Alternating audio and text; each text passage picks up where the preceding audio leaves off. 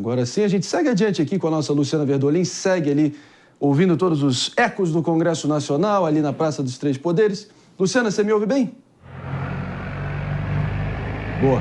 Sim, Marinho, te escuto sim. Seguindo adiante, então, eu queria muito que você nos contasse sobre como repercutiu o pronunciamento em rede nacional do presidente Lula ontem. Falou sobre diversos outros temas, fazendo um balanço dos 18 meses dele no poder. Quais pontos chamaram mais atenção e se convenceu o grande público, na sua opinião? Olha, a avaliação entre os governistas é de que Lula fez um grande pronunciamento. Foi um balanço importante, principalmente segundo aliados, levando em consideração que na avaliação aqui da Presidência da República houve avanços significativos. Lula fez questão de lembrar da importância da responsabilidade fiscal, voltou a se comprometer com o arcabouço aprovado pelo Congresso Nacional. A gente viu aí muitas críticas ao governo nos últimos tempos, principalmente o presidente tem dito que, assim, ele concorda em economizar, mas não concorda em cortar investimentos, por exemplo, para programas sociais, para obras, para fazer superávit, o que acendeu o sinal de alerta. Ontem, durante o pronunciamento, Lula, no entanto, garantiu que a responsabilidade fiscal é importante e que ele sabe que não dá para gastar mais do que arrecada. E, segundo ele, foi um ensinamento que recebeu até dentro da família. Então, a sinalização é positiva, a avaliação é de que é preciso avançar ainda mais, mas os governistas estão comemorando o pronunciamento de Lula, que lembrou também da importância da aprovação da regulamentação da reforma tributária lá no Congresso Nacional. Entre a oposição, muitas críticas, dizendo que Lula, inclusive, está usando o pronunciamento para se autopromover e garantir também apoio a candidatos apoiados aqui no Palácio do Planalto. Então, já tem questionamentos sobre a legalidade desse pronunciamento que foi feito pelo presidente da República em rede de rádio e televisão, que, na verdade, é feito, a rede de rádio e televisão é feita quando há assuntos importantes, quando há assuntos urgentes, relevantes e, segundo a oposição, não para ficar fazendo propaganda da atual administração. Meus amigos, eu quero muito te ouvir, mano, porque... Obrigado, Luciano, inclusive, pela sua presença aqui. Seguimos juntos. Durante a semana a gente volta. Mano, tudo bem que ele pode ter ouvido, o presidente ter ouvido isso da dona Lindu, mas, na prática, os déficits seguem com rombos aí mês após mês, o pior, esse primeiro trimestre brasileiro, o pior desde 2020.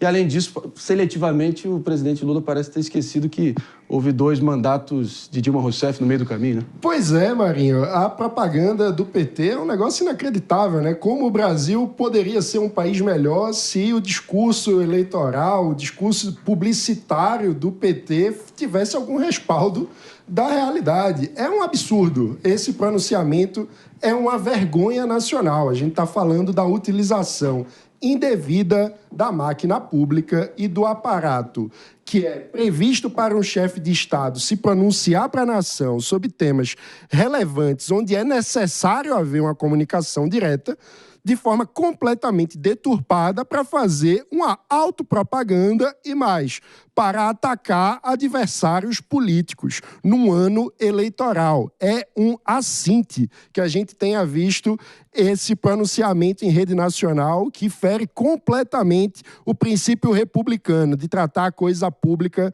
como pública. O Estado brasileiro e pronunciamentos oficiais não são o quintal do Partido dos Trabalhadores. É inaceitável ver esse tipo de utilização absurda do Estado brasileiro. Apesar de qualquer questionamento do teor do pronunciamento, muito elogiado o fator de produção, né? O fator de design, da forma que foi projetada aí o vídeo, Pepe. O que você achou? E, de fato, governistas aí felizes com a repercussão. Nada novo no Brasil, né? O presidente faz pronunciamento público, a oposição fala exatamente que está usando a máquina pública para se autopromover, e ele fala que está dando informação importante. Agora, é bom lembrar o seguinte, ponto importante, né? O Lula ele foi considerado culpado pela alta do dólar, culpado pela manutenção exatamente da taxa de juros elevada do Banco Central, exatamente por conta da comunicação dele. Ou seja, as pessoas achavam, naquele momento, que ele falando determinadas coisas sugeriam que os investidores internacionais fugiriam do Brasil.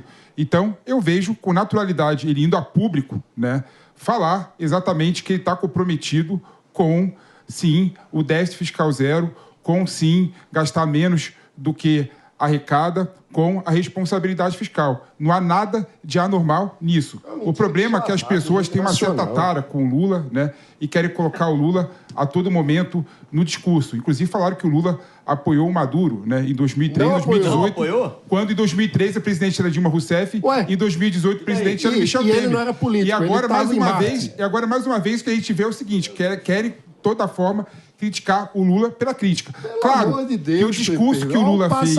Claro que o discurso que o Lula fez em diversos momentos passou e ultrapassou o bom senso e ultrapassou a necessidade de informar o público ao falar contra o governo anterior, ao falar contra determinadas situações do Bolsonaro. Isso foge completamente da necessidade e do objetivo de um pronunciamento público, né? Apesar do Mano deixar eu falar aqui e ficar gritando no meu ouvido, né? Eu ouvi ele calmamente durante todo o tempo que ele falou, eu consegui transmitir o que eu acho sobre o discurso do Lula. Apesar dele ter ultrapassado... Não, quem passou pano foi você. Passador de pano oficial. Eu não passo pano, não. Quem passa...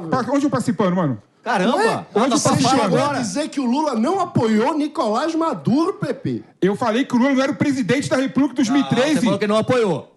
Em 2013, o Bolsonaro apoiou o Lula também. O Bolsonaro não tá apoiando ninguém agora. O Bolsonaro apoiou o Lula também. Tem vídeo do Bolsonaro apoiando o Lula também.